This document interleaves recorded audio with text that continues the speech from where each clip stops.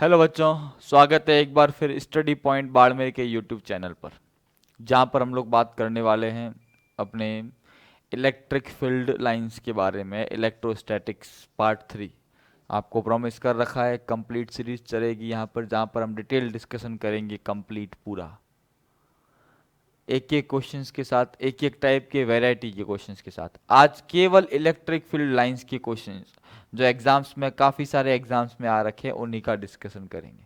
आपको क्या करना है, चैनल को सब्सक्राइब करना है, वीडियो को लाइक करना है, शेयर करना है, ताकि आपके अलावा और भी आपके दोस्तों को इसका फ़ायदा हो सके। शुरुआत करते हैं। 8-9 सवाल है, ज़्यादा सवाल नहीं है। पहला है, धातु का एक अनावेशित गोला दो आवेशित प्लेटों के बीच के इस अनुसार रखा गया है। ठीक है। विद्युत बल रेखाओं की प्रकृति किस प्रकार की होगी? ठीक है। ये an an uncharged sphere of metal is placed in between two charged plates as shown, the line of force look like। मतलब हमें एक, ये है ना, ये एक मेटल गोला है, धातु का गोला है। किसका गोला है? धातु गोला है, मेटल स्फेयर। कौन सी लाइंस पॉसिबल है? आपको पता है कि धातु के अंदर, गोले के अंदर हमेशा इलेक्ट्रिक फील्ड क्या होता है? जीरो। तो कोई फील्ड लाइंस इसके अंदर जाएगी नहीं, ये तो गलत हो गया। और दूसरा, फील्ड लाइन सदैव कंडक्टर के सरफेस के क्या होती है? परपेंडिकुलर। विद्युत क्षेत्र रेखाएं सदैव चालक सतह के क्या होती है? लंबवत होती है। तो देखो, चालक सतह की अगर लंबवत है तो देखो यहां तो लंबवत बन नहीं रही है, ये कौन तो लंबवत है नहीं, और ना यहाँ लंबवत बन रही है। ठीक है, इसका मतलब ये वाला डायग्राम भी गलत हो गया, ये भी गलत हो गया। यहाँ पर केवल एक पॉसिबिलिटी होती है, ध्यान रखना। सतह से, सतह के भी क्या होनी चाहिए? लंबवत होनी चाहिए, और इसके गोले के भी क्या होनी चाहिए? लंबवत। तो हमारा यहाँ पर आंसर क्या होगा? सी होगा। हमेशा जो इलेक्ट्रिक फील्ड लाइंस होती है वो सरफेस के परपेंडिकुलर होती है, जहां से निकल रही है उसके भी परपेंडिकुलर होगी, और चालक सतह में भी क्या होती है? लंबवत होती है। विद्युत क्षेत्र रेखाएं सदैव चालक सतह के लंबवत होती है। तो इसका आंसर क्या होगा? सी होगा। आप देख सकते हैं यहाँ पर है ना, ये भी, यहाँ पर भी एंगल कितना है? 90 है। ये एंगल कितना है? 90। इधर भी कितना है? 90, जबकि यहाँ 90 नहीं है, ये 90 से क्या हो गया? ज़्यादा हो गया। ये वाला तो हो नहीं सकता, तो हमारा आंसर क्या होगा? सी होगा। सिंपल सा है। देखो यहाँ पर है ना, इलेक्ट्रिक फील्ड लाइंस में चीज़ों को देखना पड़ेगा। जब आप इनको देखोगे फिगर्स को, तब जाके चीज़ें क्या होगी? क्लियर होगी। डायग्राम्स को समझना बहुत जरूरी। नेक्स्ट, एक लंबे बेलनाकार कोष के ऊपरी भाग में धनात्मक पृष्ठावेश तथा निचले में ऋणात्मक, प्लस और माइनस। ठीक है, दर्शाए अनुसार किस प्रकार की, कौन सा डायग्राम करेक्ट है? ये देखो, ऊपर वाला पार्ट क्या है? Carrying positive surface charge sigma ऊपर है, और नीचे कितना है? माइनस सिग्मा है। The electric field lines around the cylindrical will look like. मतलब ये एक सिलेंडर है, ठीक है ना? सिलेंडर ना, ये ऐसा सिलेंडर है, समझो ये ना ऐसा है। ठीक है, क्या लिखा है? Long cylindrical cell. इसके आधे वाले भाग पे क्या है? पॉजिटिव, आधे वाले भाग में क्या है? नेगेटिव है। तो आपको पता है कि हमेशा ये तो होगा, हमेशा डायरेक्शन क्या होती है? प्लस से क्या होती है? माइनस। ये तो ऑटोमेटिक क्या हो गया? गलत, क्योंकि हमेशा डायरेक्शन क्या होगी? प्लस से माइनस। यहां पर भी गलत है, प्लस से माइनस जानी चाहिए ये और ये। पर यहां देखो, यहां पर कोना आ रहा है। क्या आ रहा है? कोना आ रहा है। हमेशा ध्यान रखना, कैसा कर्व होता है? स्मूथ कर्व होता है। कॉर्नर कहीं पर भी नहीं आता है, स्मूथ वक्र होता है कहीं पे। ये देखो कॉर्नर नहीं आ रहा है। ये वाला डायग्राम क्या है? करेक्ट है? ये करेक्ट नहीं है। यहाँ पर क्या आ रहे हैं? यहाँ पर कॉर्नर्स आ रहे हैं। कॉर्नर्स कभी भी नहीं आते, हमेशा ध्यान रखना। एकदम कैसा होता है? स्मूथ वक्र होता है। इसलिए हमारा डायग्राम होगा ए की जैसा। कौन सा होगा? ए। यहाँ पर भी हमारा आंसर क्या होगा? ए होगा। ये वाला इधर कहाँ गया? ये ए। तो आंसर क्या होगा बच्चा लोगों? आंसर ए होगा। ये एक्स्ट्रा पेज आ गया, इसको कैंसिल कर देता हूँ, इस पेज पे आ जाता हूँ। ठीक है, तो इस वाले का आंसर क्या हो गया? ए हो गया। नेक्स्ट आ जाए। चित्र में दर्शाए अनुसार +10 की पावर माइनस और माइनस, ये दोनों हैं, को ए और बी पर रखा है। इनके बीच की दूरी 20 सेंटीमीटर है। बिंदु सी पर विद्युत क्षेत्र की गणना कीजिए। सी ए व बी से, ये भी कितना है? 20 है, ये भी कितना है? 20 है। मतलब आपको क्या निकालना है? इस सी पर इलेक्ट्रिक फील्ड, ये 20 और ये 20। अब मुझे बताओ, क्या ये डाइपोल नहीं बन रहा है? यहाँ क्या है प्लस क्यू, यहाँ क्या है माइनस क्यू, और ये डाइपोल का क्या हो गया निरक्स हो गया, क्या हो गया निरक्स। ये पॉइंट यहाँ आपको क्या निकालना है इलेक्ट्रिक फील्ड निकालना है। अब ये डिस्टेंस तो कितना है, ये डिस्टेंस है 20, ये डिस्टेंस पूरा कितना है 20, ठीक है, ये डिस्टेंस भी कितना है 20, हमें ये निकालना है केंद्र से। तो ये 20 है तो ये क्या हो जाएगा 10 होगा। तो अगर ये मैं ले लेता हूं ए, ये बी, ये सी और ये ले लूं डी, तो अगर मैं निकालना चाहूं सी डी स्क्वायर बराबर क्या होगा 20 का स्क्वायर माइनस 10 का स्क्वायर, 400 माइनस 100 क्या आएगा 300, सी डी बराबर आएगा 10√3 सेंटीमीटर। और ये निरक्ष बिंदु है, इक्विटोरियल पॉइंट है, तो ई इक्विटोरियल या ई निरक्ष या इसको बोलते हैं इक्विटोरियल, इसका फॉर्मूला होता है के पी बाय आर क्यूब। क्या होता है के पी बाय आर क्यूब, ये फॉर्मूला हम लोग पढ़ते हैं, के पी बाय आर क्यूब वाला फॉर्मूला हम लोग यूज करते हैं, और के पी बाय आर क्यूब वाला यूज करके हम निकाल सकते हैं। दूसरा क्या कर सकते हैं, दूसरा एक तो यहां से कर सकते हैं, और दूसरा अगर हमें निकालना है तो प्लस वाला इलेक्ट्रिक फील्ड कहां बनाएगा, प्लस वाला जो इलेक्ट्रिक फील्ड बनाएगा वो बनाएगा अवे, ये ई प्लस, और माइनस वाला बनाएगा इधर, ये क्या है ई माइनस, ठीक है, ये क्या है ई माइनस, ठीक है। अब दोनों को है ना, ये एंगल कितना है, ये एंगल है 60, ठीक है, ये कंप्लीट कितना हो जाएगा 120। तो आप ऐसा देखो, इसको ऐसे समझें कि ये पॉइंट है, ये ई प्लस है, और ये कितना है ई माइनस, और ये एंगल कितना है 120। आपको पता है ई प्लस की वैल्यू भी क्या होगी के क्यू बाय आर स्क्वायर, और ई माइनस भी कितना होगा, डिस्टेंस सेम है के क्यू बाय क्या होगा आर स्क्वायर। तो इसका मतलब ई प्लस और ई माइनस दोनों सेम है, तो ई प्लस बराबर ई माइनस बराबर क्या दे देता हूं ई। अब ई नेट क्या होगा, ये एंगल कितना है 120,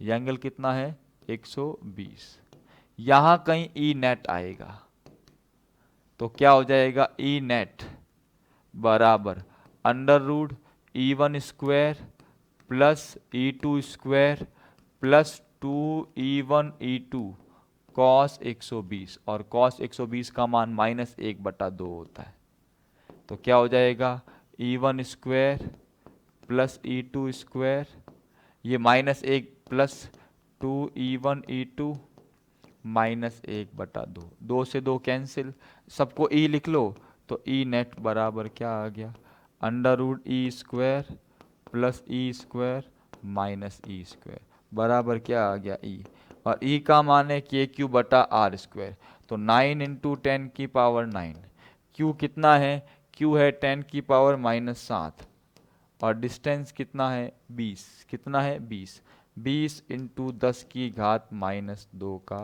स्क्वायर, 2 का स्क्वायर, ठीक है। अब थोड़ा सा इसको सॉल्व करते हैं, तो क्या हो जाएगा ई बराबर 9 इंटू 10 की घात 2, 10 की घात 4 बटा 20, कट जाएगा, ये हो जाएगा 4.5 इंटू 6, 10 की घात कितनी रह जाएगी 5 न्यूटन पर कूलाम, 4.5 इंटू 10 की घात 5, 4.5 इंटू 10 की घात 5, ठीक है।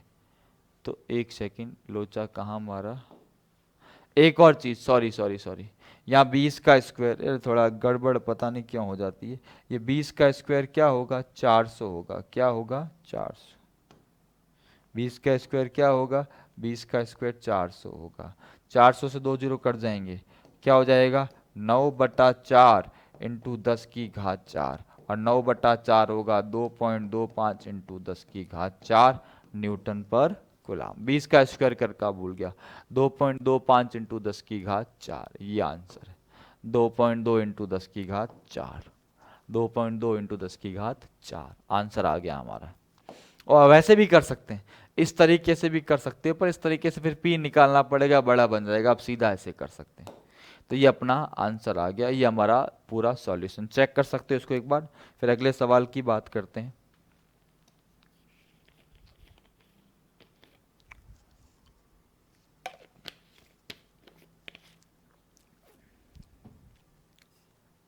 अगले सवाल की बात करते हैं। विच ऑफ द फॉलोइंग स्टेटमेंट, या विद्युत बल रेखाओं के लिए कौन सा असत्य कथन है? Which of the following statement is false for electric field lines? पहला ऑप्शन, ये सदैव धनात्मक आवेश से प्रारंभ होकर ऋणात्मक आवेश पर समाप्त होती है। They always start from positive charge and terminate to negative. बिल्कुल करेक्ट है, पॉजिटिव से स्टार्ट होगी, नेगेटिव पे क्या होती है? टर्मिनेट होती है। ये सदैव आवेशित चालक पृष्ठ के लंबवत होती है। They are always perpendicular to the surface of the charge conductor. Conductor की सतह के हमेशा लंबवत। बिल्कुल करेक्ट है, एकदम सही। ये भी सही है, ये भी सही है। तीसरा, ये सदैव बंद लूप बनाती है। They always form close loop. नहीं, क्लोज लूप नहीं बनाती। क्लोज लूप कौन बनाएगा? क्लोज लूप बनाती है मैग्नेटिक फील्ड लाइंस। कौन बनाती है? Magnetic field lines. विद्युत क्या चुंबकीय क्षेत्र रेखाएं, वो क्लोज लूप बनाती है, पर वो ये नहीं है। ये कभी भी क्लोज लूप नहीं बनाती है। ये स्टेटमेंट क्या हो गया? फॉल्स हो गया। इसका मतलब हमारा आंसर हो गया सी। आंसर क्या हो जाएगा? सी हो जाएगा। फॉल्स स्टेटमेंट पूछा है। आगे देखो, ये सदैव एक समान विद्युत क्षेत्र में समांतर। बिल्कुल, क्या बोला है? They are always parallel and equally spaced in a region of uniform. मतलब समांतर क्षेत्र में सदैव है ना ऐसी होती है, दूरी भी समान और इक्वल डिस्ट्रीब्यूट होती है। तो ये हमारा आसान सा सवाल था, तो उसका आंसर आ गया सी। सी आंसर होगा इसका। आंसर क्या होगा इसका? इसका आंसर होगा सी। सवाल है ना, आपको लगे आप पॉज कर लिया, आपको लगता है करना है तो आप उसको पॉज कर लें, पढ़ लें एक बार, और खुद पॉज करके ट्राई करें, फिर चेक कर सकते हैं। पूरा देखो, सवालों को सबको देखो, पूरा हर चीज को देखो। जब तक पूरा नहीं देखोगे चीजें समझ में नहीं आएगी। आगे बात करते हैं। गलत कथन, विद्युत, हाँ एक देखो फॉल्स स्टेटमेंट पूछा है, पिक आउट फॉल्स। विद्युत क्षेत्र रेखाएं बंद लूप बनाती है। बेटा यही हो गया गलत कथन, यही हमारा ये फॉल्स स्टेटमेंट पहला ही हो गया। विद्युत क्षेत्र रेखाएं, the electric field lines flows to, ये भी बिल्कुल यही हो गया हमारा फॉल्स स्टेटमेंट, इनकरेक्ट स्टेटमेंट पहला ही हो गया। दूसरा क्या है? Field line never intersect. विद्युत क्षेत्र रेखा एक दूसरे को नहीं काटती। बिल्कुल सही है, कभी भी इंटरसेक्ट नहीं करती है। सही है ये, ठीक है। एक बल रेखा पर डाला गया लंब विद्युत क्षेत्र की दिशा बताता है। बिल्कुल, बल रेखाएं हमेशा विद्युत क्षेत्र की, कोई विद्युत क्षेत्र रेखा है उस पर अगर मैं स्पर्श रेखा खींचूंगा हमेशा उसकी दिशा बताएगी, ध्यान रखना। क्या बोल रखा है? ये रहा, किधर गया इंग्लिश में? द टेंजेंट, ये बल नहीं है, ये ध्यान रखना, बल रेखा नहीं स्पर्श रेखा, यहाँ गलत है। यहाँ क्या लिखेंगे? स्पर्श रेखा। किसी भी विद्युत क्षेत्र रेखा पर खींची गई स्पर्श रेखा सदैव किसकी दशा दर्शाती है? विद्युत क्षेत्र की दिशा को दर्शाती है। तो tangent drawn on a line, ठीक है, represent the direction of electric field. और negative test charge experience of force opposite to the direction of electric field. बिल्कुल, इलेक्ट्रिक फील्ड पे पॉजिटिव पे हमेशा फोर्स कहाँ लगेगा? इलेक्ट्रिक फील्ड की डायरेक्शन पे। और नेगेटिव पे कहाँ लगेगा? उसके अपोजिट। समझो, इलेक्ट्रिक फील्ड का होता है प्लस से माइनस होता है। अगर मैं यहां कोई पॉजिटिव चार्ज रखूं, कैसा चार्ज रखूं? ये प्लस से क्या है? माइनस। यहां मैंने रखा प्लस क्यू, एक रखा माइनस क्यू, तो ये प्लस पे फोर्स कहां लगेगा? प्लस पे फोर्स लगेगा इधर, और माइनस पे लगेगा इधर। प्लस पे हमेशा फोर्स कहां लगता है? विद्युत क्षेत्र की दिशा में, और माइनस पे कहां लगता है? विद्युत क्षेत्र की दिशा के विपरीत। यही तो स्टेटमेंट है कि negative charge experience of force opposite to the direction of field. ऋणात्मक परीक्षण आवेश विद्युत क्षेत्र की दिशा के विपरीत बल का अनुभव करता है। पॉजिटिव पे उसकी दिशा में और नेगेटिव पे उसकी दिशा के विपरीत होता है।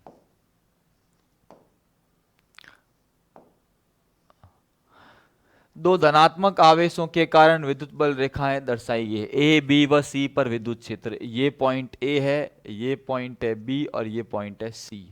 तो हमें कौन सा स्टेटमेंट दिया हुआ है? हमें दो, the figure below shows the electric field lines due to, एक पॉजिटिव चार्ज दो हैं उनके कारण बल रेखाएं ऐसी बन रही है। ए पर ये है इलेक्ट्रिक फील्ड, बी पे ईबी है और सी पे ईसी है। अब देखो सी पे देखो डिस्टेंस, आपको पता है कि जो इलेक्ट्रिक फील्ड की जो इंटेंसिटी होती है, तीव्रता, intensity of electric field, intensity of electric field हमेशा किसके प्रोपोर्शनेट होती है? ये हमेशा क्या बताती है? ये बताती है विद्युत क्षेत्र का ये सघनता, ठीक है ना, कि कितनी, जितनी ज्यादा सघन होगी पास, क्लोजनेस या डेंसिटी, के विद्युत क्षेत्र रेखा जितनी ज्यादा सघन होगी इंटेंसिटी उतनी ही ज्यादा होगी, तीव्रता उतनी ही ज्यादा होगी। इंटेंसिटी का मतलब क्या है? तीव्रता। अब यहां देखो, यहां सबसे कम तो सी में है, तो सी सबसे कम होगा, ये और देखो ए एकदम बीच में, बी बाहर है, तो ए पे सघनता थोड़ी सी ज्यादा है और बी पे कम है, तो ई और ई से छोटा है ईबी और ईबी से छोटा क्या है? ईसी। ये बराबर नहीं, क्योंकि ये बाहर है, यहां पर बीच में होता तो सघनता, ये बाहर है, तो ईबी पे थोड़ा क्या होगा? कम होगा, ईए पे ज्यादा होगा, तो EA greater than EB greater than EC. क्या हो जाएगा answer? EA greater than EB greater than EC, ये हमारा क्या हो जाएगा? आंसर हो जाएगा। नेक्स्ट हम बात करें, इनमें किस स्थिति में केंद्र पर विद्युत क्षेत्र अशून्य है? Figure below shows the regular hexagon with charge at the vertices. In which of the following case the electric field at the center is zero? केंद्र में विद्युत क्षेत्र क्या होना चाहिए? जीरो होना चाहिए। डायग्राम थोड़ा बड़ा कर देते हैं। अब देखो ये सारे प्लस है, यहां तो ऑटोमेटिक क्या हो जाएगा? जीरो हो जाएगा, क्योंकि यहां सभी के सभी क्या है? प्लस है, तो इलेक्ट्रिक फील्ड क्या हो जाएगा? जीरो। ठीक है, यहां देखो, यहां क्यू क्यू, देखो ये वाला और ये वाला एक दूसरे को क्या कर देंगे? कैंसिल कर देंगे। ये वाला है ना, ये इधर और ये कैंसिल कर देंगे, ये दोनों कैंसिल कर देंगे, ये दोनों कैंसिल कर देंगे।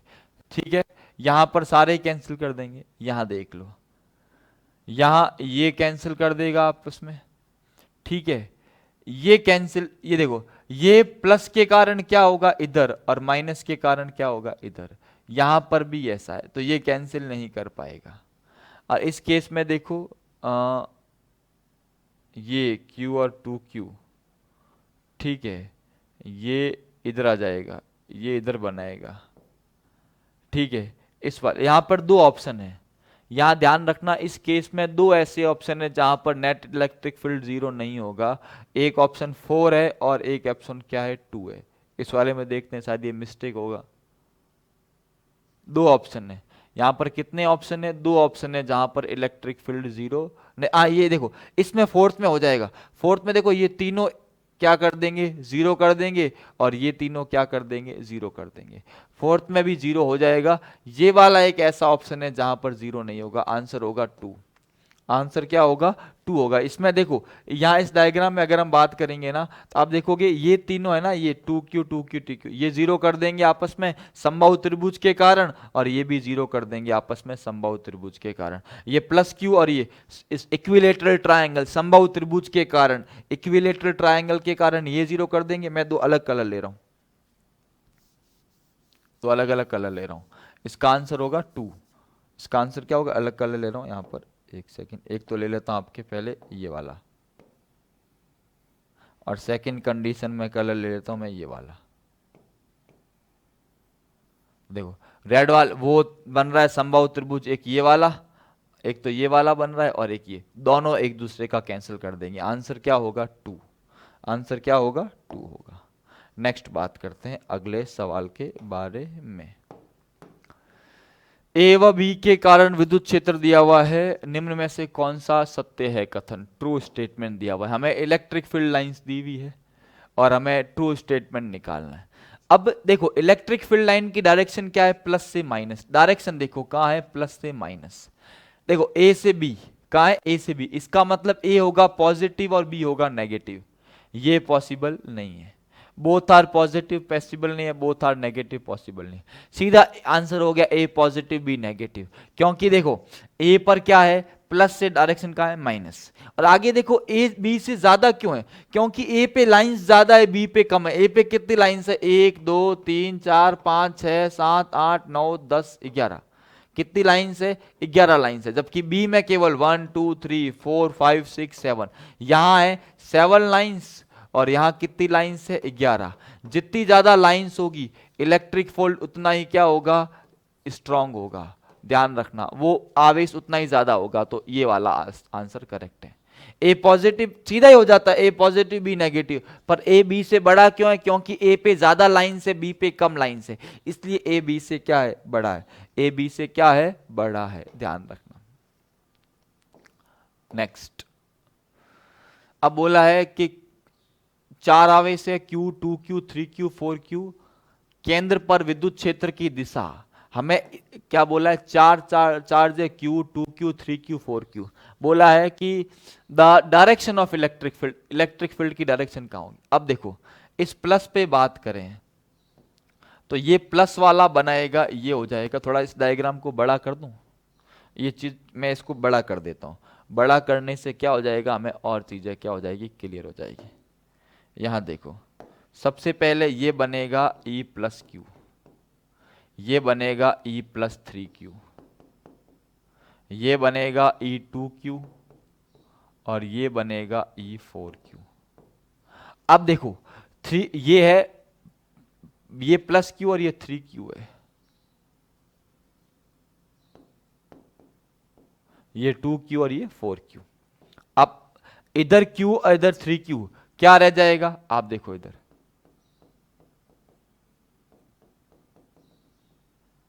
यहां कितना रह जाएगा इस डायरेक्शन में।